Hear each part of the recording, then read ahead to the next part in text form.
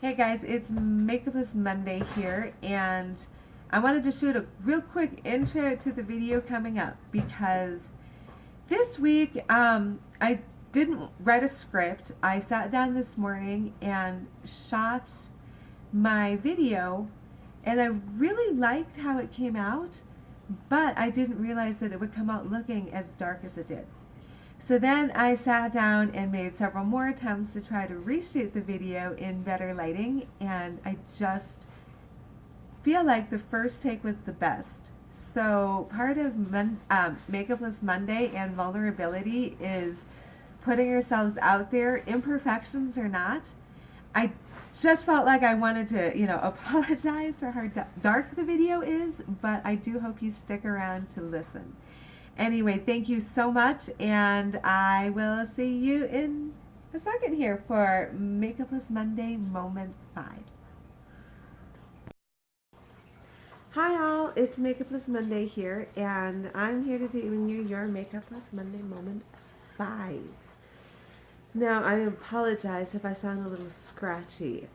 My body hasn't decided if it wants to succumb to an actual cold or not, so it's kind of in and out with a scratchy throat, and I just sound kind of funny today. So anyway, let's get through this. A couple weeks ago in Makeupless Monday Moment 3, which I'm going to link down below in the description box, we talked a little bit about community, boundaries, and vulnerability. Also, I have a blog post, which again you will also find in the link down below, about boundaries and vulnerability. And today, I think I just want to explore what I'm talking about a little bit more.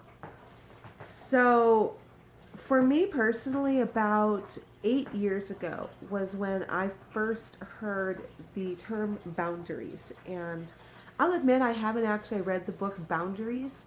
I've heard it's really good, and I'm not here to say anything or review the book itself. It's just, I'm going to talk about my perspective of boundaries and just how it's come across to me in conversations I've had with people. So, also, please don't take this as you should never have boundaries. Anytime you always say you should always be vulnerable or never have boundaries, or even the other way around, you should always have boundaries. You should always be vulnerable.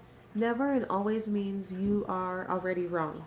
So, I think there's a difference, though, between what I'm talking about with vulnerability, which is taking it all off and dropping some of your boundaries, and being boundary-less, meaning I have just open for anybody and everybody, and I'm giving anybody access, full access to me.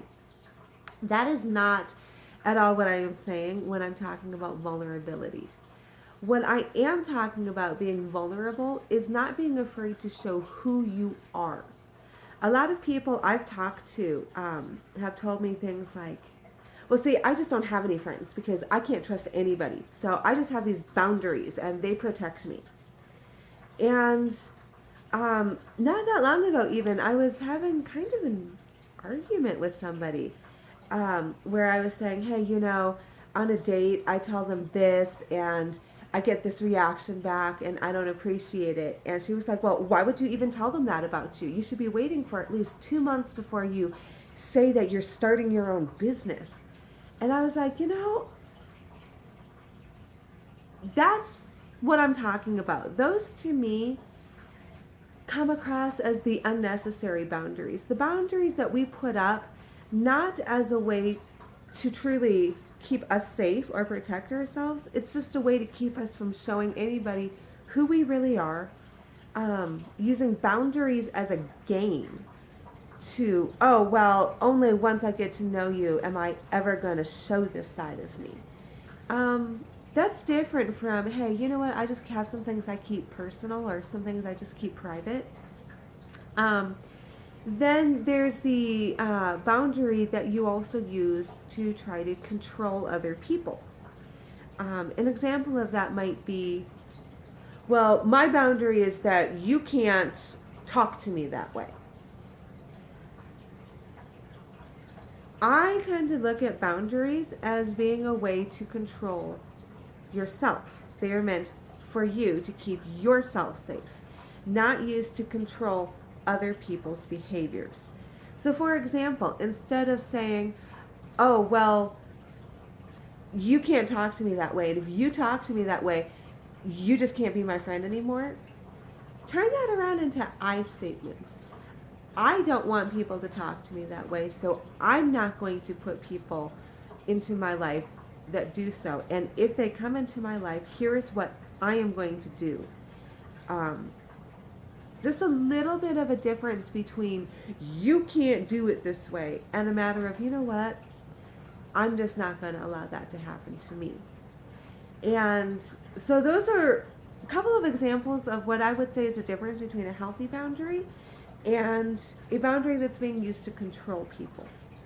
So when I'm talking about vulnerability, let's go back to this concept where I'm not saying run around and just be like, here's everything about me. You can hurt me with it. You can use it against me. Or people who just don't care, and so then they just open themselves up to unsafe people. Vulnerability for me is about standing true to who you are, standing true to your values, standing true to your beliefs, and not being afraid to be who you are, even if you might not be accepted.